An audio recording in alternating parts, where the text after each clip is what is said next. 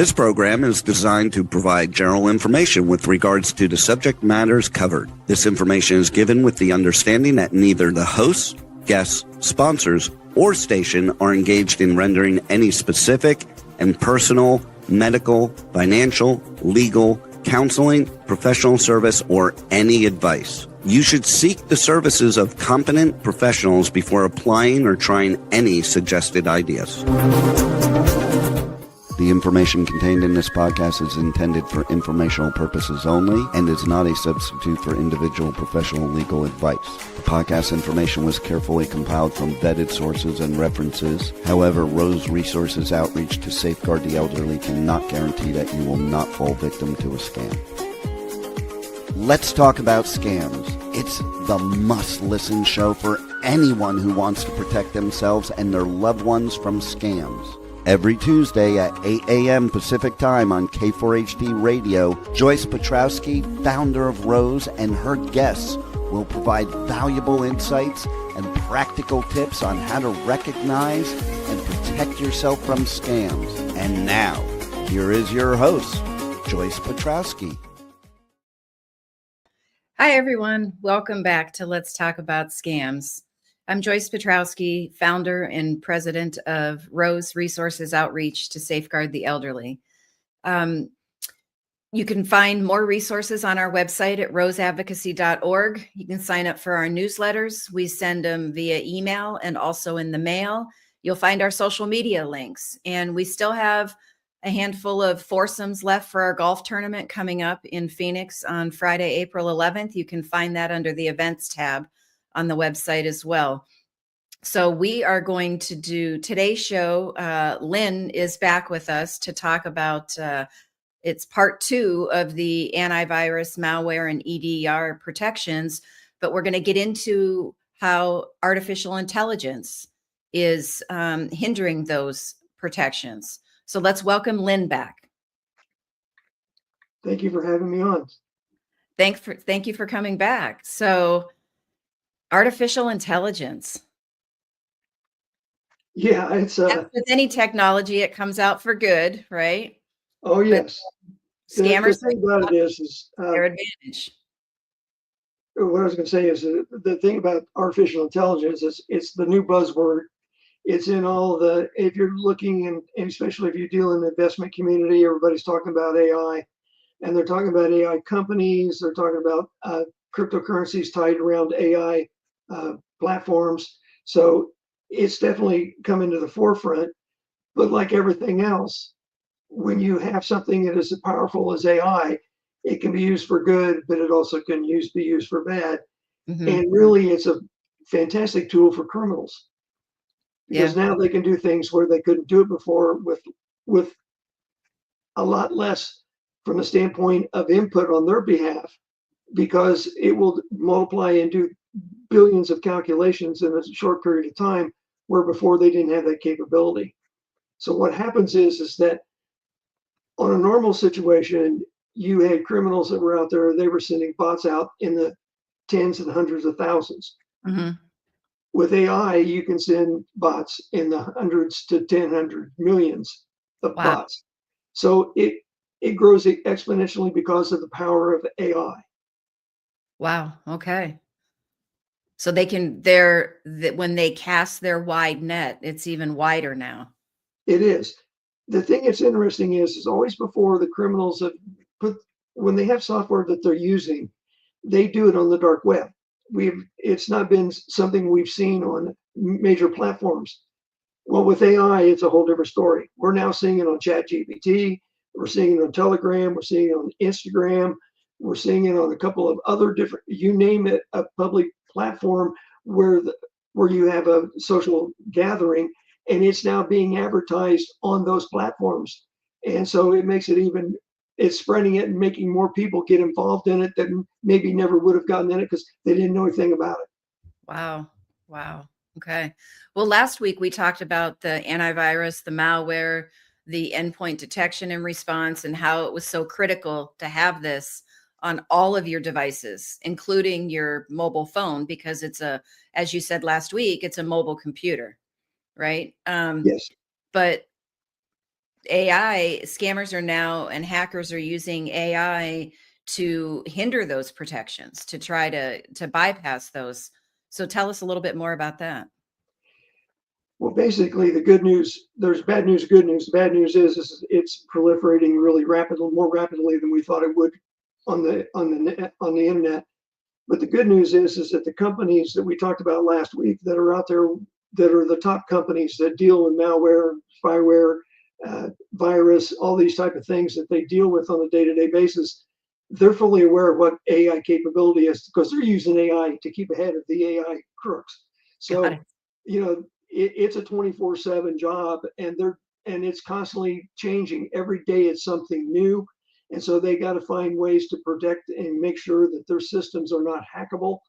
But the problem you have is that no matter how good your software is, if a company puts it on their system or an individual puts it on their system, and they send out updates, but you don't update, the reason for them putting out the update is because they found a flaw that could be exposed through AI. And so therefore they're now closing that door. But if you don't upgrade and update your system, you've now opened the door up and you now are subject to, even though you've got the best software out there, because it's not the most current version of it, you expose yourself to being able to be hacked. And we're seeing more and more of that, and it's coming through email, text messaging, it's coming through video, it's coming through everything that you do on your phone, on your laptop, on your PC, tablet, whatever device you're using, everything that you use it for, they've got an inroad in. And the problem is they're so good at getting people's voices, they can replicate people's voices. And you think it's a loved one, you think it's a dear friend. In a company, you can think it's the CEO, the CFO, Right. anybody within a senior management of the company, or your supervisor, or somebody else in the hierarchy in the company. So you don't stop and think that it's not them because it sounds exactly Sounds like. like And right. so that's where the tricky part comes in. And there's more and more people are getting the phone calls, and it's grandson, granddaughter, it's son, daughter, and they swear they're talking to their grandchild or to their son or daughter. Right. I remember when that scam, first came out, grandparent scam, right? They Right. impersonate your grandchild, and they didn't even know the name. First of all, they didn't even know if you had grandchildren, right? And then Exactly. they evolved, and they were able to find the names of your grandchildren, a wide variety of different places. Social media is a gateway to a lot of information, but obituaries too, right? That Oh, lists absolutely. family members, right? In the obituaries.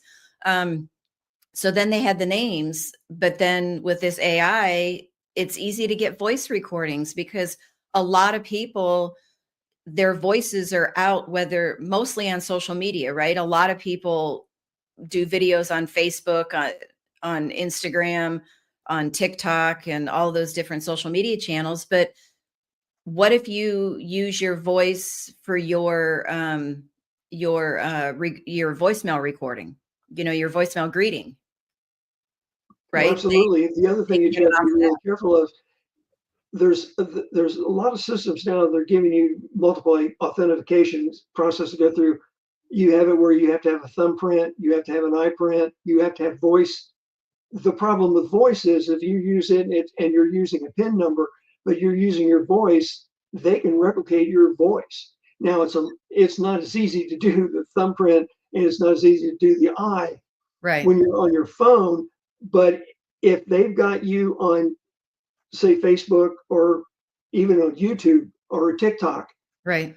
they can zero in with a camera and pick up your eye recognition, ironically, and they can then use that eye recognition to get past your eye recognition on your phone or your whatever device you're using. I I mean, didn't. the Go ahead. technology is advanced so great that it's scary. So I didn't even think about that, right? I thought about the voice, but you're right. If they can zoom in and get a clear picture of your face and your eye with technology today, you're going to get all of those details that your device is going to need to recognize you, right? Absolutely. Even though it's them. The one thing that we did, we had a situation that came up was really interesting. A person wanted to see if they could actually have a photograph or have somebody, they would put their thumbprint up on in front of the camera, Okay. and they would have somebody outside would take a picture of it and would be looking at it and record it and see if they could get it to verify on their system. Did it work? And in some cases they were really close, but it caused an alert to say you had to go to a security question. So it didn't allow it to get in, but it depends again on how much. But again, this was a static thumb being put Right. up in front of the camera, so the chances you doing that is slim and none. Right. But again, it shows you how diligent they are about going out and doing it. Uh, it's like I tell everybody, criminals work 24/7. They don't go on vacation. They don't Right. take breaks. And people go, no, they don't. Yes, they do. It's them and their minions that are doing it 24/7. Right. There's people like myself that, we get by on 3 to 5 hours sleep. And so, it's not, I'm literally almost on the internet 24/7 for over 20 years. So for me, it's normal. And I know there's people, one time I had somebody say to me, it's like, do you ever sleep? I go, yes, I do. It's just usually not usually when you're awake. It's a little different that I have a different sleeping pattern than you do. But it's funny in that regard. But yeah, but the crooks are out there, and they're going to use every technique in their playbook that they can. And AI is just an enhancement of the tools that they've been waiting for years. Wow. So how does AI come into play with these antivirus and malware and all these different protections that are out there to help you? I mean, how are they, yeah, how are they bypassing that? If Well, what if they they're want to even do is bypassing it. they can get the software just the same as you and I can get the software. Right. And they can take AI and start breaking it down to get the components and to get the codes and everything is put into the how it's all put together. And so how they can determine how did they put the software together, they can now break it down and figure out where are the securities, what kind of security encryptions are they Awesome. using.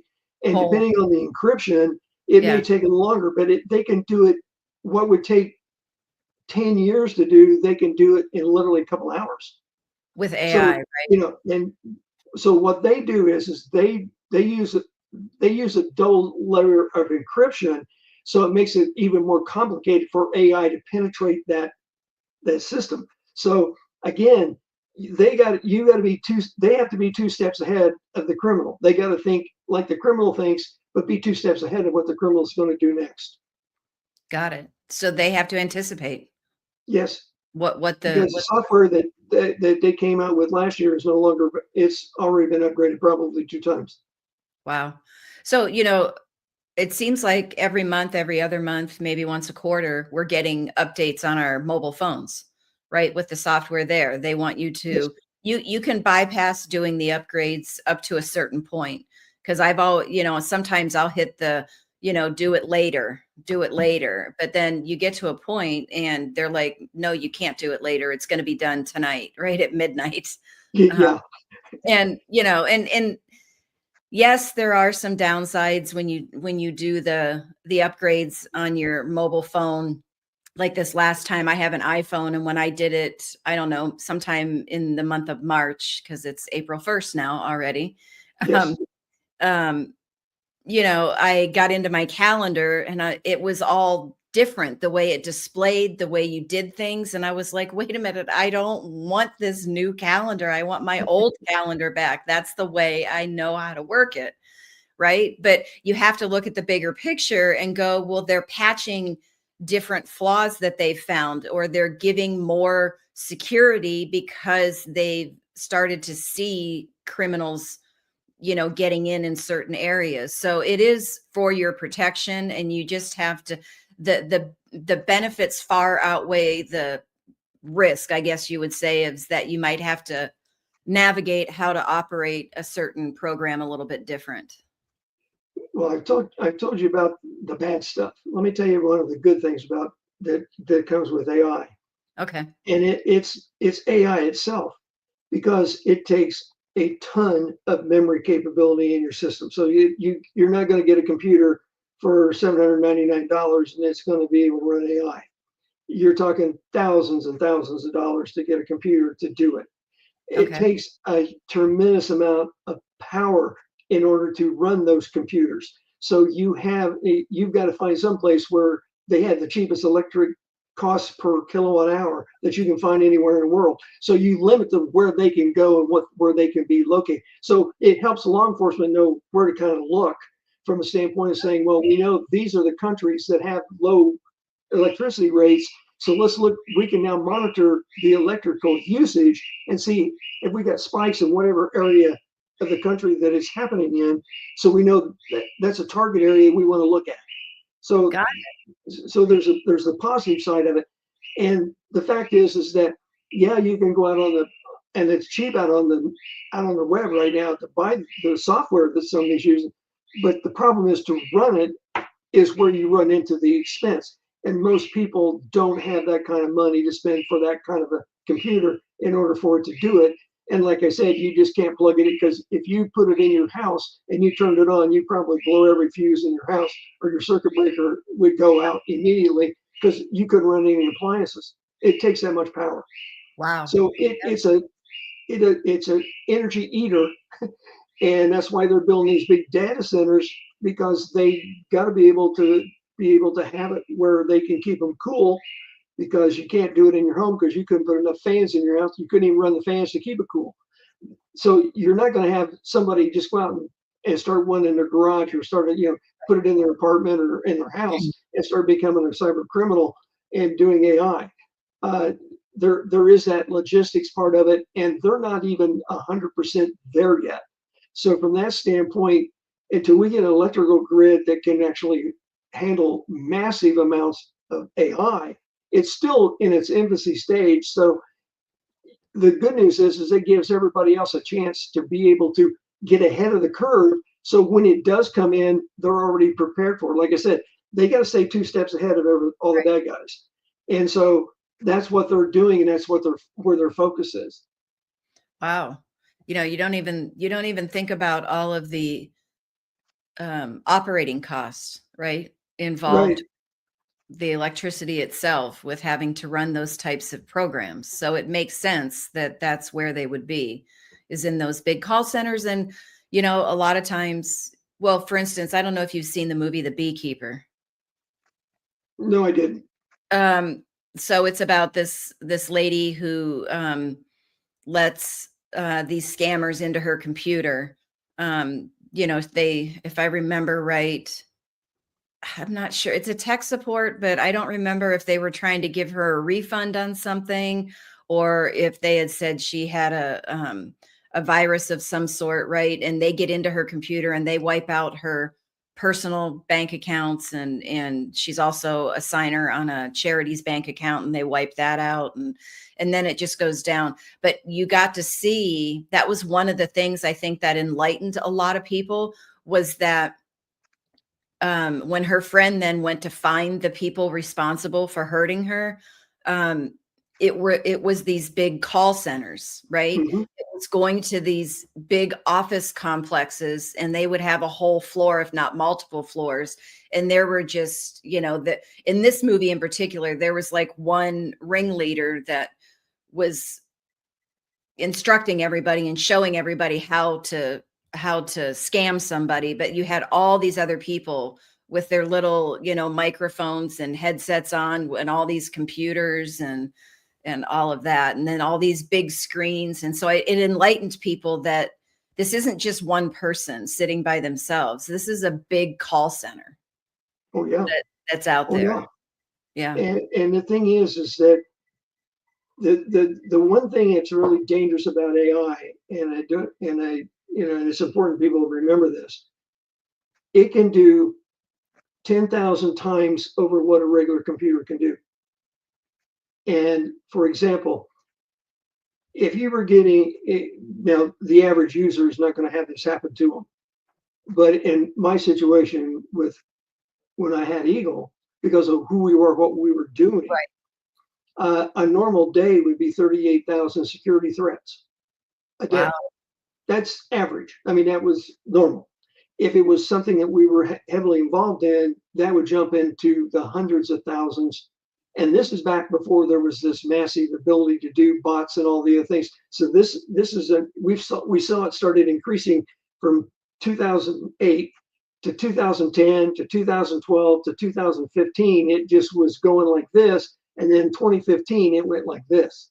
And that's right around where AI No, started. AI hadn't come in yet. AI didn't really start coming in the marketplace until about 2022.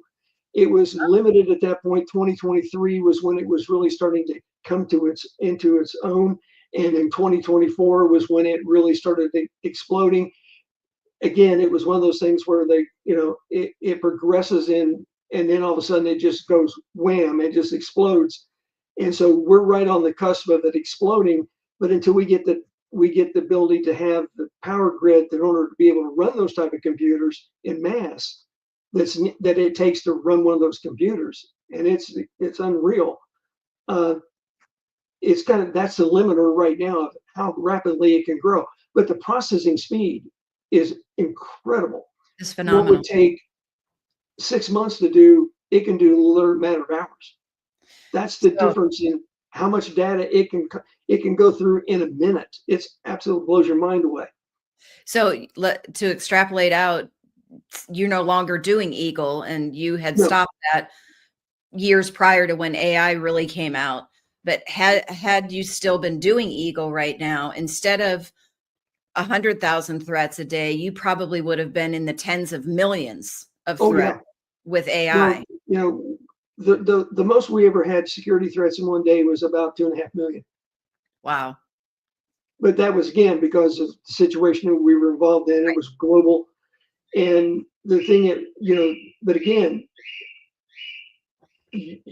while we would be getting hit, you are subject to these hits coming against you, because there's going to come a point when you're going to be, and you're already there. You're a force that they have to deal with because you're warning people and educating people to keep them from becoming a victim, and you're a target. You have a bullseye on you that I don't think you realize how big of a bullseye you really do have. Well, let's hope not. Well, the standpoint, when I say bullseye, they're targeting you from the standpoint they'll do everything they can to try to minimize your ability to reach the masses, to keep them from being able, for them to be able to get educated so they don't become a victim. Got it. Okay. You're Yeah, not, you're here starting that this. you could get here real quick. Yeah, that I kind of figured at some point when more and more people became aware of what we were doing, there would be people out there that were try to stop us from getting the education out. So, but Well, the neat thing maybe is I should warn my cybersecurity company. the neat thing is that they can't stop you from doing presentations out in groups, and so they may be able to get you. They might be able to take you offline for an hour or two, but they Yeah. can't stop you from doing, going out and doing seminars and things like that. So there's an advantage, you're not going to get this radio show taken down either. So from that standpoint, you're safe there too. So Right. again, you're in a situation where as you get more and more known, and be honest with you, this radio show is opening that door for you, which is a great thing because people need to know the information. Right. But on the same token, you now have elevated your exposure to them saying, we got to start paying attention to see what they're doing and how it's impacting our business. So maybe I'll Welcome to say the world. it's really interesting because over the last 6 months or so, I'll get into our newsletter software, the emailed ones we do, because I send them out every month. And then I've started sending out like a tip Tuesday every Tuesday. So there'll be one going out shortly after this show ends. But and if I see a huge uptick in the number of subscribers, I'll get in and look at the contacts, and every now and then I would see these really weird email addresses, and then the names associated with them were just a bunch of letters, Mhm. right? That didn't really make sense. And And so it just, it was a red flag that I kind of looked at and said, okay, is this a bot subscribing to the newsletter? Yep. I will tell you it is. Okay. All right. So yeah, I haven't seen it in a while, so I don't know if maybe they're getting the newsletter and then they're like, oh, this isn't anything. And Actually, so, what it is it's called a test. okay. They're waiting to see if you purge them off and then you block them. Okay. So then what's that going to tell them if I block them that it is actually a valid newsletter? Somebody's monitoring it. Yeah. Okay. But the other side of that coin but when you block them, it tells them that you're onto them. Oh, And okay. so it's one of those things that it has a dual purpose to it. And as long as you're not blocking them, they think they're getting through. If they're getting that email, that's what they want. They want to see how long is it going to take before somebody goes, wait a minute, not going to do this. You're onto them. Got it. And they always start small and then it'll accelerate. And it won't all happen at one time. It'll be a spike, maybe once a month, and it'll go back to normal, just almost nothing, and then it'll creep back up a little bit, and then there'll be another spike, and it'll happen 2 times in a month, and then it'll go back down again. So that they're constantly testing to see how you're going to respond to them. Okay. And so again, it's just, this is the thing. We had situation where we told everybody, if you're emailing us, you have to have certain words in the subject line or it goes into a separate folder. And Okay. so that told me, now it doesn't mean that the ones going in that separate folder that are all fake and they're all trying to take us down. Right. But it segregates out so the people we really want to hear from are able to get in. Got it. But the other ones we can go through, and the other one you can spot, like you said, you're starting to see the pattern, and it's gobbledygook, and it doesn't make any sense. That's what they're doing. So my situation is a lot different than your situation because most of the stuff that was coming to me was all hate mail. Yeah. It was not nice. I bet.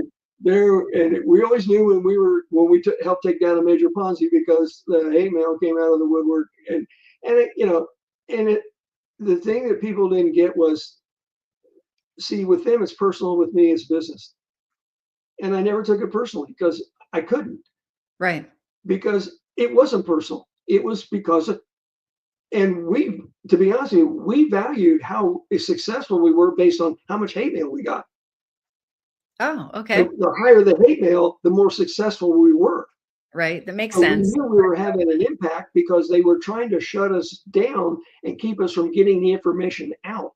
So for us, it was a barometer of how well we were doing. So we used that as a tool for us to be able to say, and if we had a measurement go down and let's say they had 1 million people that were in it and we didn't get at least 350, 400,000 hate mails, it was like we didn't do our job. I mean, that's the way we had to look at it. It was like we really should have had 600 or 700,000 hate emails. So again, our situation was totally different than the situation you're in. Right. But with the same token, we used it as that was our tool to evaluate and judge how we were doing and how we were perceived in the marketplace. So again, and every forum that you're on, they got your email address, and you're out there. I mean, I had a video of me on the welcoming page.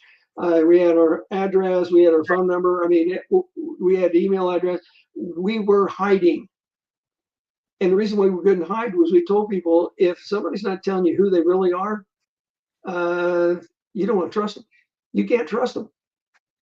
And that was a rule of thumb. It's like, well, how can we trust you? Because I got my name out there. This is real address. This is a real place. This is a real phone number. And we answer the emails. And that made them understand we weren't just out. And it's like, that's how we do what we say we're going to do, and this is our way of proving it to you. Yeah, yeah. So getting back to the the antivirus and the malware and that, it sounds like the best protection for the consumer is, first of all, to have it and to have it on all of your devices, including your mobile phone. And it's best to stay away from the free versions that we talked about last week. But, and a lot of them are very low cost subscriptions. But even then, once you have it, you have to then step two is you have to make sure that you, every time there's an update, that you update the system. So it just increases your protection because it's Absolutely. security flaws. It's the same thing with your operating system. If you're not updating and most systems are set up so you can do it automatically. Okay. But the problem with that is this, it won't always do it. If you, for example, if you had a power outage when it was time for it to automatically update, it's not going to update because it can't update because your system wasn't on. And it's not going to do it the next day because you had it set up at a certain day, certain hour that it was going to be done. So that's the way you set up the automatic update. And so from that standpoint, you just always want to go in and check to make sure that your updates are current. And if you miss one, do it. And we tell people, I know you've got it on automatic, but if you start relying on the automatic update, you could get yourself in a world of hurt. Right. It only takes a couple of minutes for you to check to make sure that it updated. So how would someone check to see if the update ran? For example, Apple or Windows, Microsoft always comes out with update. They tell you, they send you a situation. Mm-hmm. If you go into your task, go into utilities and go into settings, and you can go in and you can see what version you're running, and your system will allow you to check for updates. And so you go ahead and click on to check for updates to see if you're current, and it'll come back and tell you. And there's one thing I was going to tell you last time and it got away from me, but if you're on a Windows platform, you can, and you don't have antivirus on your system and malware and spyware on your system, if you want to know whether or not you are subject to risk, on Windows on 10 and 11, you can go into the search bar and you can type in, I'm going to get this, I'm going to read it off because it's M as in Mary, R as in Robert, T as in Tom in a search bar. And it'll take you to a screen and you're going to check run as admin. And when you do that, there's going to be a drop-down menu and it's going to tell you, you get your choice of running a partial, a full system check, or there's a third option in there that you can do, which is you select which ones you want to have done. So we just tell everybody, do the full system. It's going to take a while for it to do, depends what you got on your system. It's going to take a while for it to go through, but it will run and tell you if there's anything on your system that's there. It doesn't mean it's going to clear it and clean it, but you'll know if you do have it. And if you do, you can go to like all the different programs we talked about. Usually they will do a free test on your system. So you can go in and say, okay, I want you to test my system. And you already know that there's one or two things that are on there. And that's another way you can test to see how good these software programs are. Did they catch it? And the odds are they're going to catch it. And they're going to say, yeah, and then and of course it'll delete it and get it off your system. But again, I think they do the same thing in Apple. I don't use Apple, so I can't speak to Apple. Right. But if you go to Apple, you can find out if they have that capability. But if you go into settings or just go into your search and put that in, you're going to find out whether or not there's anything on your system. Okay. And that was M as in Mary, R as in Robert. T as in Tom. T as in Tom. Okay. So that's interesting. So I would, because I'm not as technological savvy as you are. So I could type in the MRT, right, in the search bar and have it come up, and I could, without doing it, I'm assuming that I could then pick, the full scan or whatever it is. But at some point, I'm wondering if it's going to get a little bit confusing. It's And real people are simple. going to be like, well, There's only 3 steps. You type in MRT in your search bar. okay, You click on Run as admin, and then you click the little box that says Run a full scan on my system. got it. That's all you got to do. It will automatically start doing the scan, and it'll Okay, run. And like I said, depending on how much you have on your system, it depends on how long it takes. right. Some can be done in a matter of 15, 20 minutes. Others it may take a couple of hours Okay, because I wanted to test it because I wanted to see how good it was, and I ran it on my system. And like I said, I got so much software out there and so many different programs and places we go that to most take it. people you don't want to go there. But the bottom line is, it took 12 and a half hours for it to run Oh, through wow. my system. But again, I've got so much stuff on my system. It's the Right. reason why it took so long. Okay. The average person is not going to take anywhere near that. No, it could take I'm hours. guessing, maybe 20 minutes, 30 minutes, Okay. maybe an hour. It depends on how much software you have on your system, and that's really for laptops and for PCs. I'm not real sure about tablets. It's possibly there. I've never looked at tablet. I just know that they have it on the Windows platform that they have for the laptops and PCs, and it will do it. Okay. But like I said, I run 3 different security software packages on my system, Right. and I check them against each other constantly. So the other, I think then, so we talked about making sure you have those protections, the antivirus and malware, anti-malware and all that, and then making sure that you are scanning your computer or that it's always scanning, right? It's turned on all the time and it's always watching, but then doing the updates.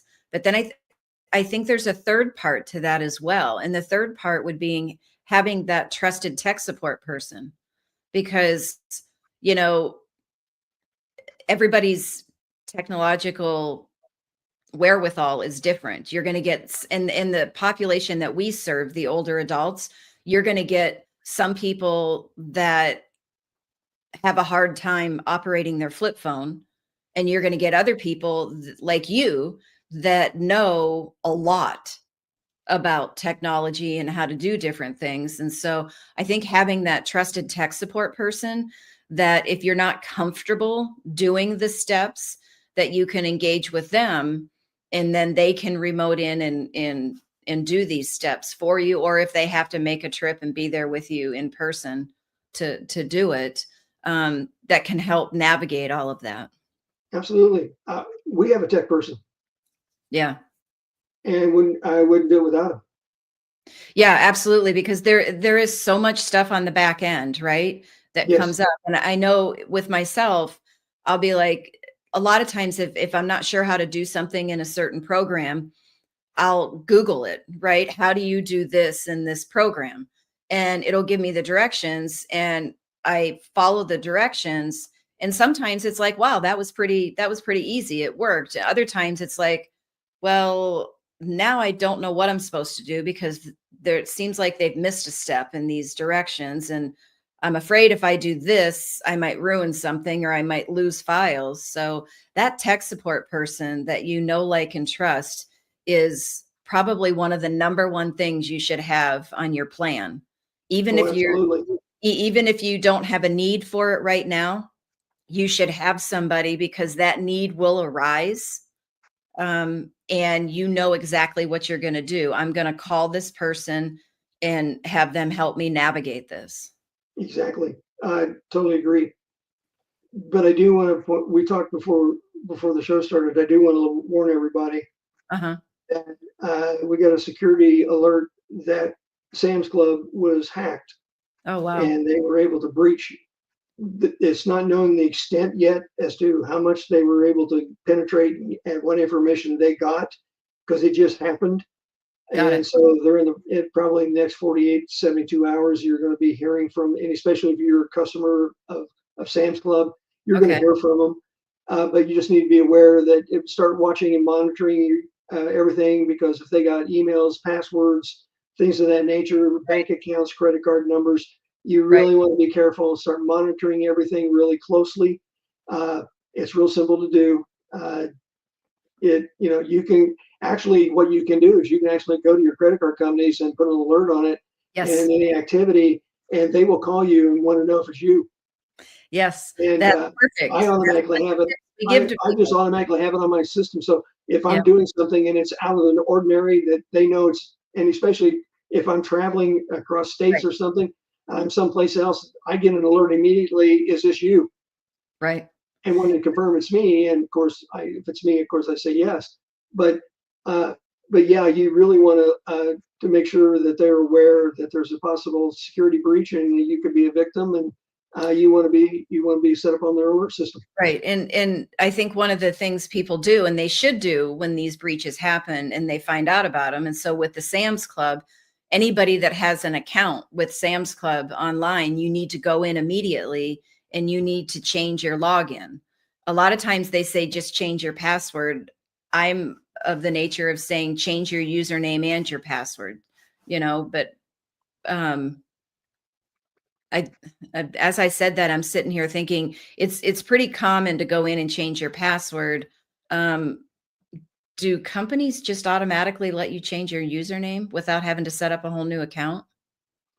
It depends on the company. Yeah. They're starting to get more security conscious, and so therefore a lot of them will do it. But you can also go to their tech support if they're and their org, and whatever company it is, and say, hey, here's a situation. I really want to change this. What can Yeah. I do? Right. And let them walk you through it, and Yeah. they'll work with you. If they don't let you change your username, uh, Definitely change the but password. definitely the I know this is going to sound overkill, but it's not. If your password is under 20 characters, you can be hacked in about 3.5 to 5 seconds. Even if it's 16, Yep. even with all of the Symbols, characters. So they've advanced now with that because Yes. our materials that we updated a couple months ago, the tech places, we're still the cybersecurity places we're still saying around 16. But I've been in the presentation saying, it's not going to be too much longer and they're going to bump it up to say 20 or 24 or, Yeah. So now they're at 20. So we're going to have to update that.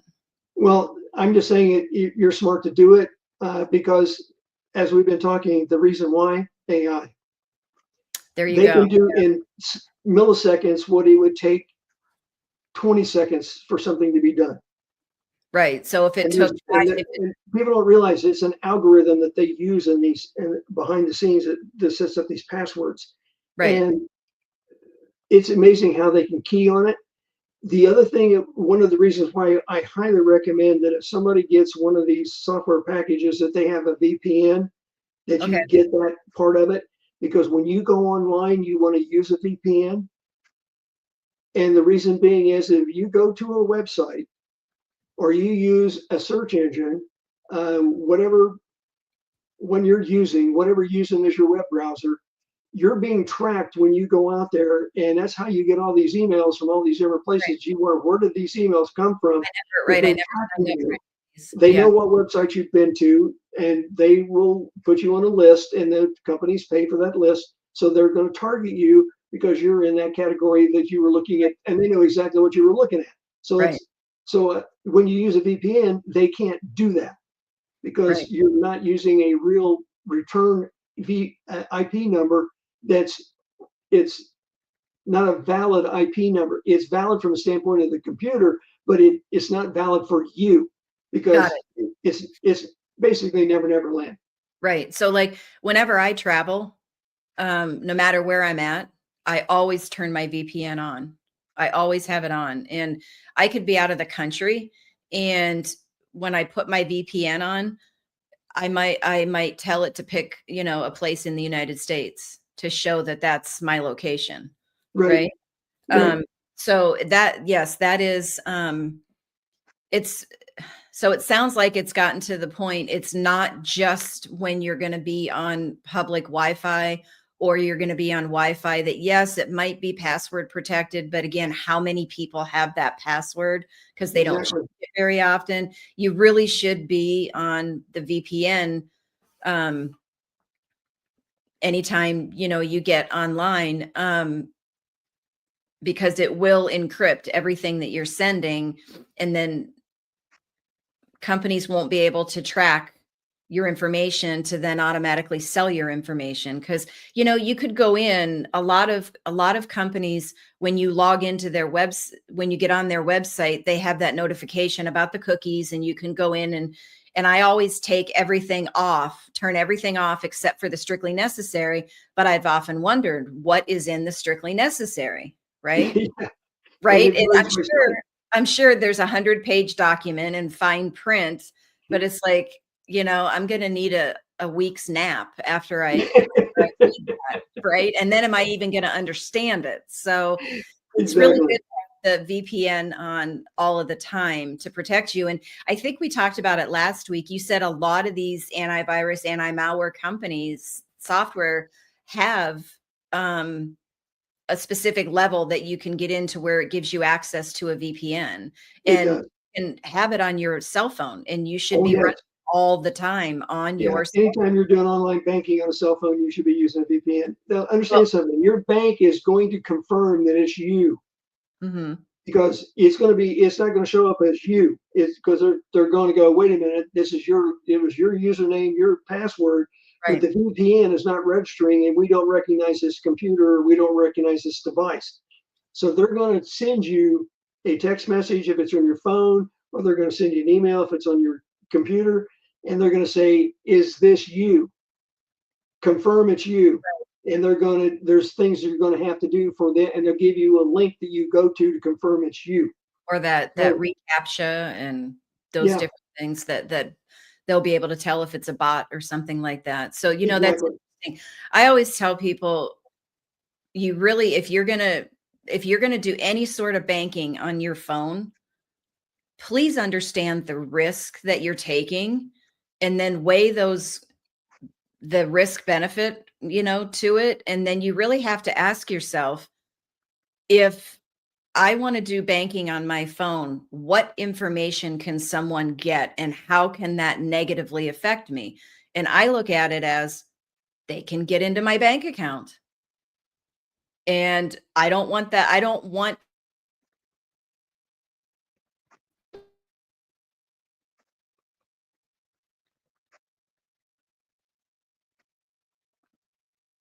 I see that I'm buffering now a few times. I haven't done that in a few weeks, so I don't know what's going on.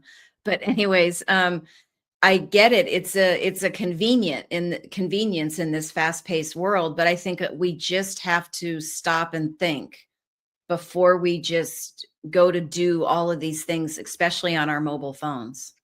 Exactly. I always tell people, just pretend like there's somebody looking over your shoulder every time you get on your phone to do anything. Right. Yeah. And would you do it if somebody was looking over your shoulder? What would you do? Another good analogy, right? If someone was looking over your shoulder, what would you do? I'm going to start using that one now. Come, my guest. Uh, um, shoot, The big thing about AI I want to leave everybody with is this: it is so automated that it can do so much in such a short period of time. It's almost it's so difficult to get your mind wrapped around just how much it can process in such a short period of time. And like I said, what normally was tens to 100,000 bots, they can do tens of millions to hundreds of millions of bots in less time. And and it's probably 1/10 the time it took to do 10 to 100,000 under the old system. So as you know, and technology is great, and it's great to have the advanced speed and all the abilities that's ever built into it.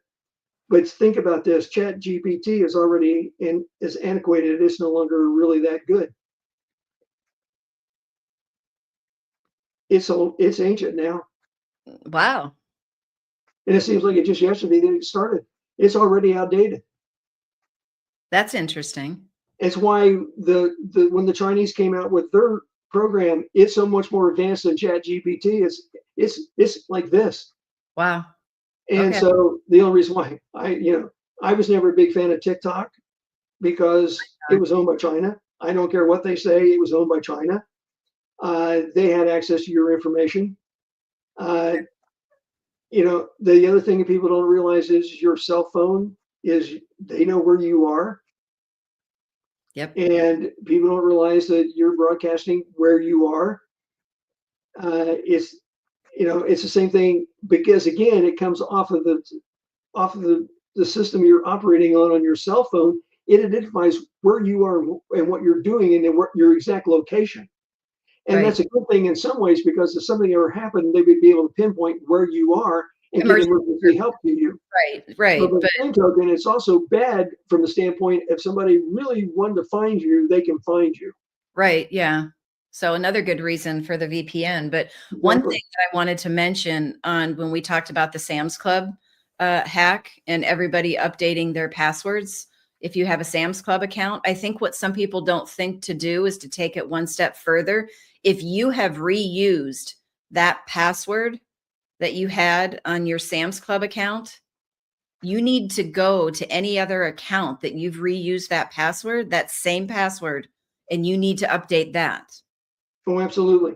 And then I would seriously think about, do I want to continue to reuse my password? No, let's get a different password in there.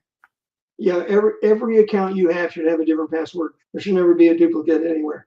Yeah. The other thing is, when you go in and do it, make sure you set up two-factor authentication. Two-step authorization. Yep.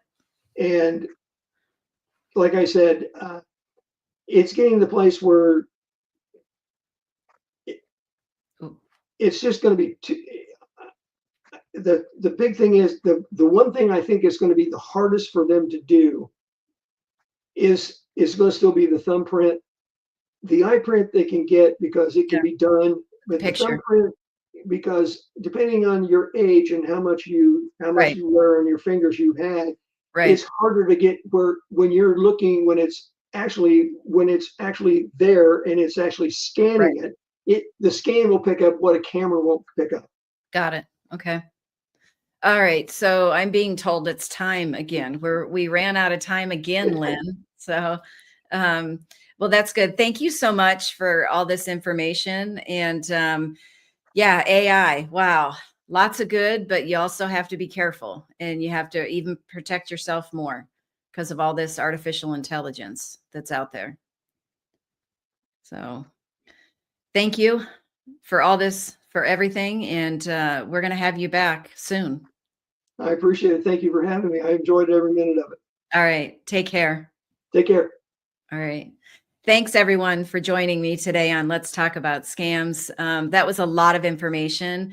So to recap, with your antivirus, your anti-malware system, make sure that it's running all of the time, and look to see that it has the VPN, the virtual private network, in there. You're going to want to take advantage of that whenever you're online. Make sure you have it on all of your devices. And then we also talked about with the artificial intelligence and how they're trying to get in on the antivirus and anti-malware and determining how they operate. So all the more reason you need to verify everything, no matter how it comes into you. You need to verify whether it's a person, a company, whatever. You need to verify that the contact is actually appropriate, is actually legitimate. And then we mentioned the Sam's Club had a hack where people that have accounts with them are going to be finding more information out in the near future, but you're going to want to go in right away and change that password.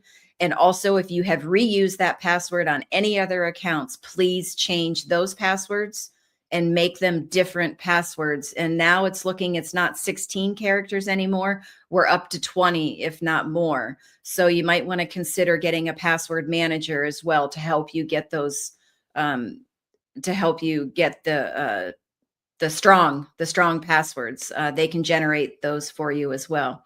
So don't forget to get to our website, roseadvocacy.org. You'll find our links for our emails, our email and mailed newsletter, our social media links. And we will see you next Tuesday. Thank you. Well, that's all the knowledge for this episode. Tune in every Tuesday at 8 a.m. Pacific Time on K4HD Radio at k4hd.com as Joyce explores a variety of knowledge so you have the power to make scam protection your healthy habit. And until then, feel free to reach out to Joyce and let's talk about scams.